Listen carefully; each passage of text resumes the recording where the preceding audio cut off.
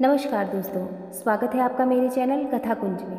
आज मैं आपके लिए लेकर आई हूँ भगवती प्रसाद वाजपेयी जी की एक कहानी जिसका शीर्षक है मिठाई वाला। अगर आपको ये कहानी अच्छी लगे तो इसे लाइक कीजिएगा और मेरे चैनल को सब्सक्राइब कीजिएगा। तो आइए कहानी शुरू करते हैं। बहुत ही मीठे स्वरों के साथ वह गलियों में घूमता हुआ कहता, बच्चों को बहलाने वाला, खिलौने वाला। इस अधूरे वाक्य को वह ऐसे विचित्र किंतु मादक मधुर ढंग से गाकर कहता कि सुनने वाले एक बार अस्थिर हो उठते। उसके स्नेहाभिषिक्त कंठ से फूटा हुआ गान सुनकर निकट के मकानों में हलचल मच जाती। छोटे छोटे बच्चों को अपनी गोद में लिए युवतियाँ चिकों को उठाकर छज्जों पर नीचे झांकने लगती। गलियों और उनके अंतर्व्यापी छोटे छोटे उद्यानों में खेलते और इठलाते हुए बच्चों का झुंड उसे घेर लेता और तब वह खिलौने वाला वहीं बैठकर खिलौने की पेटी खोल देता। बच्चे खिलौने देखकर पुलकित हो उठते। वे पैसे लाकर खिलौने का मोल भाव करने लगते। पूछते, इचका दाम क्या है? ऑल इचका। खिलौने वाला बच्चों को देखता और उनकी नन्ही नन्ही उंगलियों से पैसे ले लेता और बच्चे की इच्छा अनुसार उसे खिलौने दे देता। खिलौने लेकर फिर बच्चे उछलने कूदने लगते और तब फिर खिलौने वाला उसी प्रकार गाकर कहता, बच्चों को बहलाने वाला, खिलौने वाला। सागर की हिलोर की भांति उसका यह मादक गान गली भर के मकानों में इस ओर से उस ओर तक लहराता हुआ पहुँचता और खिलौने वाला आगे बढ़ जाता। राय विजय बहादुर के बच्चे भी एक दिन खिलौने लेकर घर आए। वे दो थे, चुन्नू और मुन्नू। चुन्नू जब खिलौने ले आया तो बोला, मेला घोला कैछा छुंदल है। मुन्नू बोला, ऑल देखो मेला कैछा छुंदल है। दोनों अपने हाथी घोड़े लेकर घर में उछलने लगे। इन बच्चों की माँ रोहिणी कुछ देर तक खड़े खड़े उनका खेल निरखती रही। अंत में दोनों बच्चों को बुलाकर उसने पूछा, अरे ओ चुन्नू मुन्नू, ये खिलौने तुमने कितने में लिए हैं? मुन्नू बोला, 2 पैसे में। खिलौने वाला दे गया है। रोहिणी सोचने लगी, इतने सस्ते कैसे दे गया है? कैसे दे गया है या तो वही जाने, लेकिन दे तो गया ही है, इतना तो निश्चय है। एक जरा सी बात ठहरी। रोहिणी अपने काम में लग गई। फिर कभी उसे इस बात पर विचार करने की आवश्यकता भी भला क्यों पड़ती। 6 महीने बाद नगर भर में 2-4 दिनों से एक मुरली वाले के आने का समाचार फैल गया। लोग कहने लगे, भाई वाह, मुरली बजाने में वह एक उस्ताद है। मुरली बजाकर गाना सुनाकर वह मुरली बेचता भी है, सो भी 2-2 पैसे में। भला इसमें उसे क्या मिलता होगा? मेहनत भी तो ना आती होगी। एक व्यक्ति ने पूछ लिया, कैसा है वह मुरली वाला? मैंने तो उसे नहीं देखा। उत्तर मिला, उम्र तो उसकी अभी अधिक ना होगी, यही 30-32 का होगा। दुबला पतला गोरा युवक है, बीकानेरी रंगीन साफा बांधता है। वही तो नहीं जो पहले खिलौने बेचा करता था? क्या वह पहले खिलौने बेचा करता था? हाँ, जो आकार प्रकार तुमने बतलाया उसी प्रकार का वह भी था। तो वही होगा, पर भाई है वह एक उस्ताद। प्रतिदिन इसी प्रकार उस मुरली वाले की चर्चा होती। प्रतिदिन नगर की प्रत्येक गली में उसका मादक मृदुल स्वर सुनाई पड़ता, बच्चों को बहलाने वाला, मुरलिया वाला। रोहिणी ने भी मुरली वाले का यह स्वर सुना। तुरंत ही उसे खिलौने वाले का स्मरण हो आया। उसने मन ही मन कहा, खिलौने वाला भी इसी तरह गा गा कर खिलौने बेचा करता था। रोहिणी उठकर अपने पति विजय बाबू के पास गई। जरा उस मुरली वाले को बुलाओ तो चुन्नू मुन्नू के लिए ले लूँ, क्या पता यह फिर इधर आए ना आए। वे भी जान पड़ता है पार्क में खेलने निकल गए हैं। विजय बाबू एक समाचार पत्र पढ़ रहे थे। उसी तरह उसे लिए हुए वे दरवाजे पर आकर मुरली वाले से बोले, क्यों भाई, किस तरह देते हो मुरली? किसी की टोपी गली में गिर पड़ी, किसी का जूता पार्क में ही छूट गया और किसी की सोथनी ही ढीली होकर लटक आई है। इस तरह दौड़ते हाँफते हुए बच्चों का झुंड आ पहुँचा। एक स्वर में सब बोल उठे, अम भी लेंदे मुरली और अम भी लेंदे मुरली। मुरली वाला हर्ष से गदगद हो उठा। बोला, सबको देंगे भैया, लेकिन जरा रुको, ठहरो, एक एक को देने दो। अभी इतनी जल्दी हम कहीं लौटे थोड़े ही जाएंगे, बेचने तो आए ही हैं, और हैं भी इस समय मेरे पास 1-2 नहीं, पूरी 57। हाँ बाबूजी, क्या पूछा था आपने? कितने में दी? दी तो वैसे 3-3 पैसे के हिसाब से है, पर आपको 2-2 पैसे में ही दे दूंगा। विजय बाबू भीतर बाहर दोनों रूपों में मुस्कुरा दिए। मन ही मन कहने लगे, कैसा है, देता तो सबको इसी भाव से है, पर मुझ पर उल्टा एहसान लाद रहा है। फिर बोले, तुम लोगों की झूठ बोलने की आदत होती है, देते होगे सभी को 2-2 पैसे में, पर एहसान का बोझ मेरे ऊपर लाद रहे हो। मुरली वाला एकदम अप्रतिभ हो उठा, बोला, आपको क्या पता बाबूजी कि इनकी असली लागत क्या है? यह तो ग्राहकों का दस्तूर होता है कि दुकानदार चाहे हानि उठाकर चीज क्यों ना बेचे, पर ग्राहक यही समझते हैं दुकानदार मुझे लूट रहा है। आप भला काहे को विश्वास करेंगे? लेकिन सच पूछिए तो बाबूजी, असली दाम 2 ही पैसा है। आप कहीं से 2 पैसे में ये मुरली नहीं पा सकते। मैंने तो पूरी 1000 बनवाई थी, तब मुझे इस भाव पर पड़ी है। विजय बाबू बोले, अच्छा, मुझे ज़्यादा वक्त नहीं, जल्दी से 2 ठो निकाल दो। 2 मुरलियाँ लेकर विजय बाबू फिर मकान के भीतर पहुँच गए। मुरली वाला देर तक उन बच्चों के झुंड में मुरलियाँ बेचता रहा। उसके पास कई रंग की मुरलियाँ थी।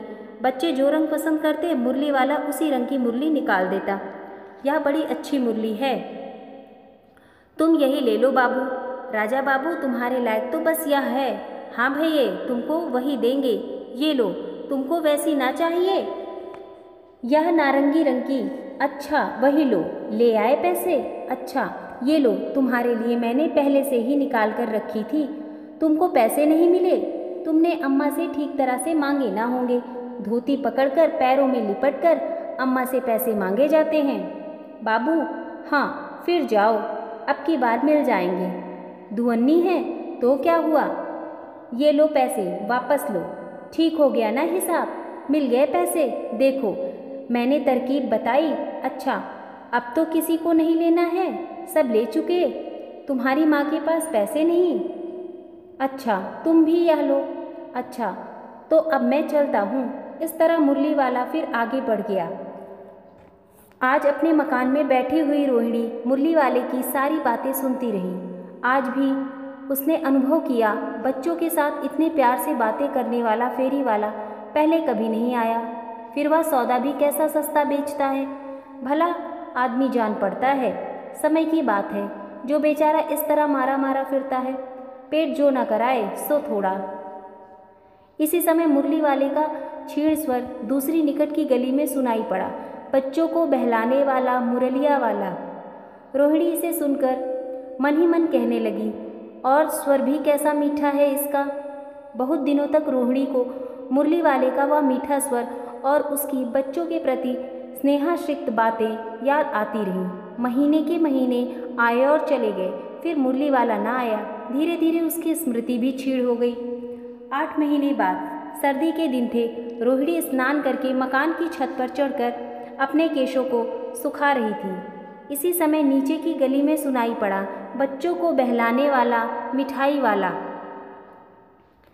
मिठाई वाले का स्वर उसके लिए परिचित था। झट से रोहिणी नीचे उतर आई। उस समय उसके पति मकान में नहीं थे। हाँ, उनकी वृद्ध दादी थी। रोहिणी उनके निकट आकर बोली, दादी, चुन्नू मुन्नू के लिए मिठाई लेनी है, जरा कमरे में चलकर ठहराओ। मैं उधर कैसे जाऊं? कोई आता ना हो। जरा हटकर मैं चिक की ओट में बैठी रहूंगी। दादी उठकर कमरे में आकर बोली, ऐ मिठाई वाले, इधर आना। मिठाई वाला निकट आ गया, बोला, कितनी मिठाई दूँ माँ? ये नए तरह की मिठाइयाँ हैं, रंग बिरंगी, कुछ कुछ खट्टी, कुछ कुछ मीठी, जायकेदार, बड़ी देर तक मुंह में टिकती हैं, जल्दी नहीं घुलती। बच्चे बड़े चाव से चूसते हैं। इन गुड़ों के सिवा ये खांसी भी दूर करती हैं। कितनी दूँ? चपटी, गोल, पहलदार गोलियाँ हैं। पैसे की 16 देता हूँ। दादी बोली, 16 तो बहुत कम होती है, भला 25 तो देते।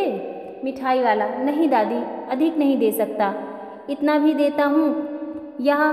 अब मैं तुम्हें क्या, खैर, मैं अधिक ना दे सकूँगा। रोहिणी दादी के पास ही थी, बोली, दादी फिर भी काफ़ी सस्ता दे रहा है, 4 पैसे की ले लो, या पैसे रहे। मिठाई वाला मिठाइयाँ गिनने लगा। तो 4 की दे दूँ? अच्छा 25 ना सही 20 ही दो। अरे हाँ, मैं बूढ़ी हुई, मोल भाव अब मुझसे ज़्यादा करना आता भी नहीं। कहते हुए दादी के पोपले मुंह से जरा सी मुस्कुराहट फूट निकली। रोहिणी ने दादी से कहा, दादी इससे पूछो, तुम इस शहर में और भी आए थे या पहली बार आए हो? यहाँ के निवासी तो तुम हो नहीं।